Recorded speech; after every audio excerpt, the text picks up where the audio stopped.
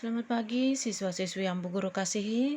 Kita berjumpa kembali dalam pembelajaran pendidikan agama Katolik dan budi pekerti. Pada hari ini kita akan belajar tentang cara hidup murid Yesus. Setelah pembelajaran ini, peserta didik diharapkan untuk mampu menyebutkan cara hidup murid Yesus yang pertama berdasarkan kitab suci. Menjelaskan beberapa alasan mengapa jemaat perdana disukai banyak orang. Membandingkan kehidupan jemaat perdana dengan kehidupan jemaat atau gereja saat ini. Siswa-siswi yang terkasih, sebelum kita melanjutkan pembelajaran kita, marilah kita awali dengan sama-sama berdoa. Demi nama Bapa dan Putra dan Roh Kudus, amin.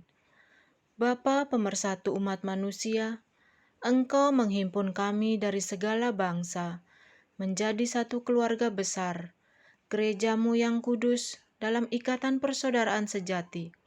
Bimbinglah kami ya Bapa, agar pada hari ini kami dapat memahami sikap dan perilaku yang perlu dikembangkan dalam hidup bersama. Amin. Demi nama Bapa dan Putra dan Roh Kudus. Amin.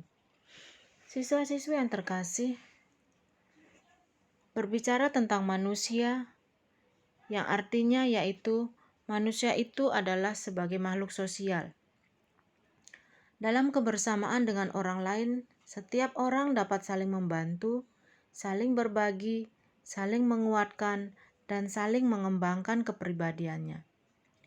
Hidup dalam kebersamaan dengan orang lain akan bertahan dan berkembang dengan baik kalau setiap orang saling menghargai, peduli satu sama lain, dan adanya sikap rela. Siswa-siswi yang terkasih, sebaliknya hidup dalam kebersamaan dengan orang lain akan hancur kalau setiap orang bersikap egois, mendahulukan kepentingan pribadi daripada kepentingan bersama. Sikap kurang bertanggung jawab, kurangnya rasa memiliki persekutuan, kurang jujur satu sama lain. Nah, siswa-siswi yang terkasih, bagaimana cara hidup murid Yesus? Yang pertama itu satu itu bertobat dan menerima Yesus Kristus sebagai Tuhan dan Juru Selamat di hati. Kemudian hidup solider dengan semangat berbagi. Dan mendalami iman dengan tekun, mendengarkan pengajaran para rasul. Tiap hari berdoa di bait Allah. Mengadakan perjamuan kudus sebagai ucapan syukur. Kemudian mari kita mendalami teks kitab suci.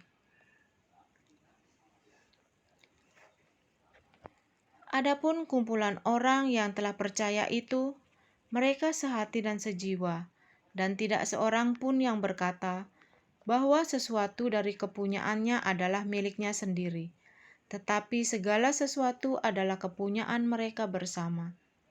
Dan dengan kuasa yang besar, rasul-rasul memberi kesaksian tentang kebangkitan Tuhan Yesus, dan mereka semua hidup dalam kasih karunia yang melimpah-limpah. Sebab tidak ada seorang pun yang berkekurangan di antara mereka. Karena semua orang yang mempunyai tanah atau rumah menjual kepunyaannya itu, dan hasil penjualan itu mereka bawa, dan mereka letakkan di depan kaki rasul-rasul, lalu dibagi-bagikan kepada setiap orang sesuai dengan keperluannya. Demikian pula dengan Yusuf, yang oleh para rasul-rasul disebut Barnabas, artinya anak penghiburan, seorang Lewi dari Siprus. Ia menjual ladang miliknya, lalu membawa uangnya itu dan meletakkannya di depan kaki rasul-rasul. Pada Kisah bab 2 ayat 41-47 dikatakan bahwa orang-orang yang menerima perkataannya itu memberi diri dibaptis, dan pada hari itu juga mereka bertambah kira-kira 3.000 jiwa. Mereka bertekun dalam pengajaran rasul-rasul dan dalam persekutuan, dan mereka selalu berkumpul untuk memecahkan roti dan berdoa. Maka ketakutanlah mereka semua, sedang rasul-rasul itu mengadakan banyak mukjizat dan tanda. dan semua orang yang telah menjadi percaya tetap bersatu, dan segala kepunyaan mereka adalah kepunyaan bersama. Dan selalu ada dari mereka yang menjual harta miliknya, lalu membagi-bagikannya kepada semua orang sesuai dengan keperluan masing-masing. Dengan bertekun dan dengan sehati mereka berkumpul tiap-tiap hari dalam bait Allah. Mereka memecahkan roti di rumah masing-masing secara bergilir dan makan bersama-sama dengan gembira dan dengan tulus hati, sambil memuji Allah, dan mereka disukai semua orang. Dan tiap-tiap hari Tuhan menambah jumlah mereka dengan orang yang diselamatkan. Nah, siswa-siswi yang terkasih, dapat kita simpulkan bahwa manusia adalah makhluk sosial. Karena manusia tidak dapat hidup sendiri, maka hidup dalam kebersamaan dengan orang lain atau persekutuan merupakan kebutuhan dasar setiap orang. Dalam persekutuan, setiap orang dapat saling membantu, saling berbagi, saling menguatkan, dan saling mengembangkan kepribadiannya. Hidup persekutuan akan bertahan dan berkembang dengan baik kalau setiap anggotanya saling menghargai, peduli satu sama lain, adanya sikap rela berkorban, dan saling mengasihi. Nah, inilah beberapa gambaran hidup persekutuan orang-orang beriman.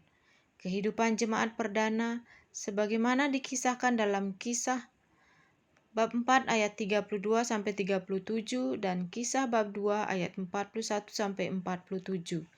Dalam kehidupan persekutuan mereka, tampak beberapa hal sebagai berikut. Pertama, Roh Kuduslah yang mempersatukan mereka dalam persekutuan. Kemudian murid-murid Yesus dalam persaudaraan sehati dan sejiwa. Segala sesuatu adalah kepunyaan bersama, dan mereka hidup dalam kasih karunia yang berkelimpahan. Tidak ada dari mereka yang kekurangan. Kedua, setiap anggota persekutuan adalah sesama yang sederajat. Tidak ada yang merasa lebih rendah dan lebih tinggi. Mereka hidup saling peduli dan saling memenuhi. Tidak ada pembedaan antara kaya dan miskin. Ketiga, adanya kepemimpinan yang mampu melayani dan mampu memberi kesaksian tentang kebangkitan Kristus di tengah-tengah mereka. Keempat, mereka bertekun dalam pengajaran para rasul dan berkumpul di bait Allah. Dan kelima, yaitu mereka secara bergilir mengadakan perjamuan kudus dan senantiasa bersukacita dengan tulus hati sambil memuji Allah. Nah, siswa-siswi yang terkasih, demikianlah pembelajaran kita pada hari ini. Kita akan lanjutkan pada pembelajaran dan waktu berikutnya. Jangan lupa kalian akan mengerjakan tugas, yaitu menceritakan pengalaman dalam keikutsertaannya dalam kehidupan menggereja, sehingga semakin memperkaya pengetahuan dan pengalaman kalian mengenai cara hidup dalam kelompok atau persekutuan. Demikianlah pembelajaran hari ini. Bu Guru akhiri dengan sama-sama berdoa. Nah, terima kasih.